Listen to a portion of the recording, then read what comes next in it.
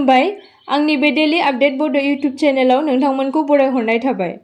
दिनै आं नोंथांमोननि गेजेराव मोननैसो खौरां लानानै फैदों। आं आसा खालामो नोंथांमोना भिडिअखौ जोबजासिम नायलांगोन आरो लोगोसे चेनेलखौ साबस्क्राइब खालामनानै लागोन।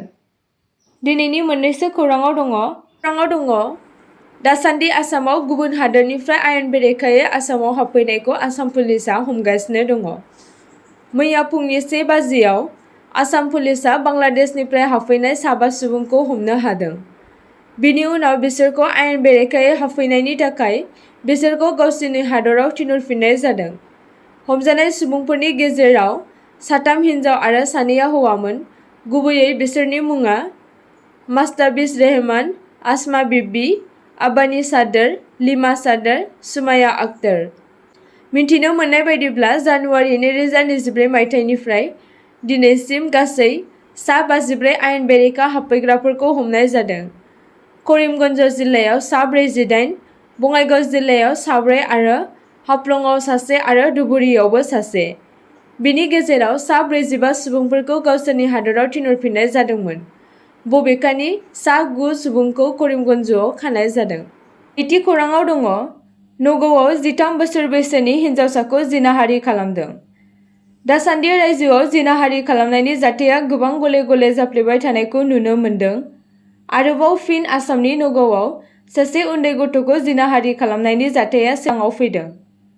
थांनाय 22 आगस्तआव सासे उन्दै गथ'खौ हानजायारि जिनाहारि खालामनायनि जाथाया नगाव जिल्लायाव दुंहाव थासारि लाबोदोंमोन।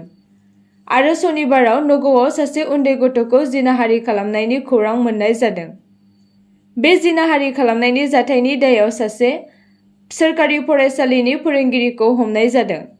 बे जाथाया राहा पुलिस थानानि सिङाव थानाय डेम' गामियाव जादोंमोन। सासे 60 बोसोर बैसोनि फोरोंगिरिया सासे हिनजावसा गथ'खौ गावनि मटर साइकेलाव दिखांना माइ फोथाराव लांदोंमोन आरो लांदां जायगानि खाबु लानानै बेखौ जिनाहारि खालामदोंमोन। जेब्ला गथ'आ न'आव सौहैदोंमोन अब्ला बिमा-बिफाया गथ'नि देहानि थासारिखौ नायना सोंदोंमोन। अब्ला गथ'आ गासै जाथायनि सायाव बिमा-बिफानो फोरमायना होदोंमोन। थामथि खौराङाव दङ फैबाय थानाय एबा 15 सेप्तेम्बराव जानो गोनां आसाम डाइरेक्ट रिक्रुटमेन्ट एग्जामनि थाखाय आसाम सोरखारा आनजाद नायदिंगिरिफोरनि थाखाय हेल्पलाइन नाम्बार फोसावनो थिरांथा लादों।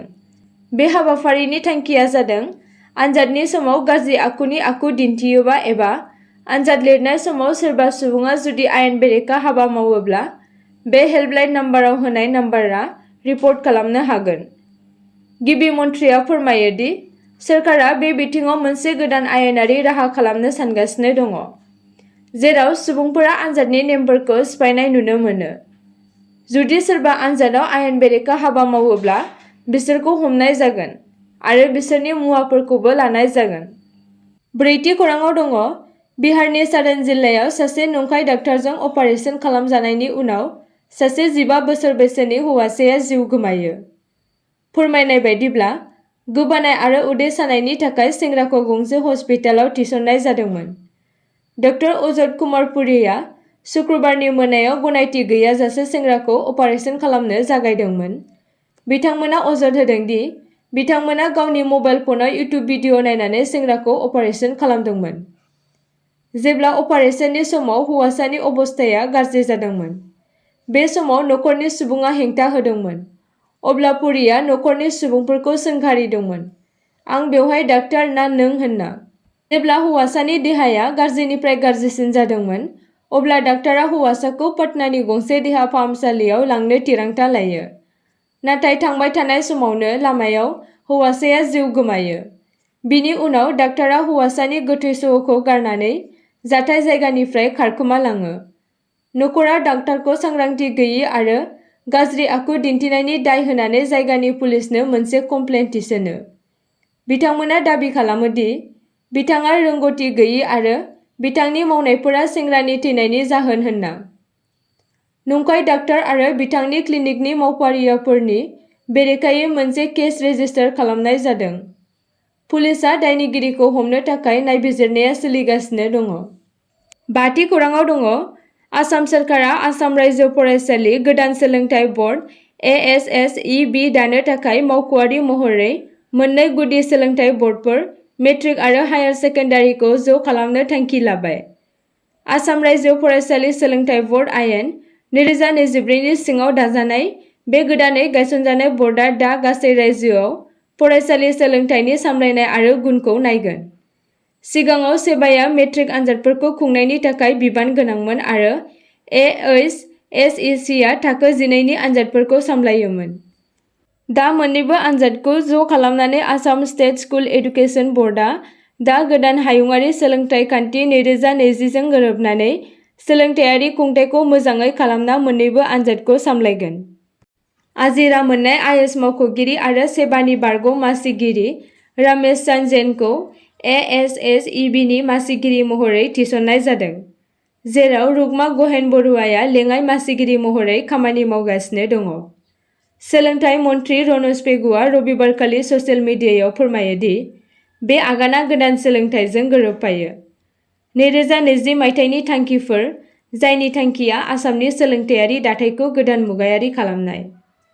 मोननै बर्डफोरखौ ज' खालामनायनि थिरांथाखौ गिबि खेब नबेम्बर 2023 मायथाइयाव गिबि मन्थ्रिजों दैदेनजानाय केबिनेट जथुम्मायाव थांखि दैखांनाय जादोंमोन आरो फेब्रुवारि 2024 मायथाइनि बाजेट जथुम्मानि समाव बारहोनाय जादोंमोन। 6थि खौरांआव दङ। मैया गुवाहाटीआव मोनसे धोरोमारि फालिथाय खालामबाय थानाय समाव ब्रह्मपुत्र दैमायाव गब'ना सासे सेंग्रानि जिउ खहा जादों। सानै उन्दै बिदा-फंबायनि सिनायथिखौ साहिल बास्पर आरो आदित्य बास्पर होनना सिनायथि होनो हादों।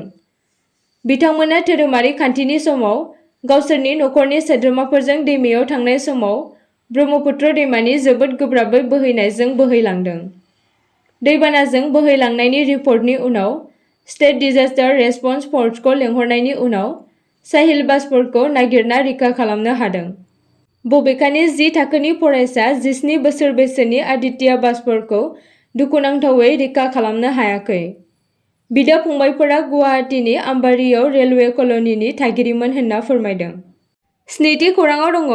सिलपटारनि अकाजन सान्तिपुराव ग्रेनेड बमा बोखांनो हादों।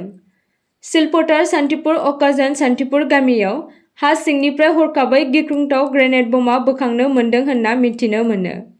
8थि खौरांआव दङ। 2024 मायथाइनि पेरिस पेरालिम्पिक्सआव भारतआ गासै 29 बान्थाफोर मोननो हाबाय, जाय गासै हादरनि मेडेलनि फारियाव 18थि मासियाव थानो हादों। भारतारि पेरा एथलीटफोरा मोन 7 सना, मोन 9 रुपा आरो मोन 13 ब्रन्जनि मेडेल मोननो हादोंमोन। सनानि मेडेल देरहागिरिफोरनि गेजेराव आबानी लेकारा, नितेश कुमार, सुमित अन्टिल, हरबिंदर सिंह, धर्मवीर प्रवीण कुमार आरो नवदीप सिंह।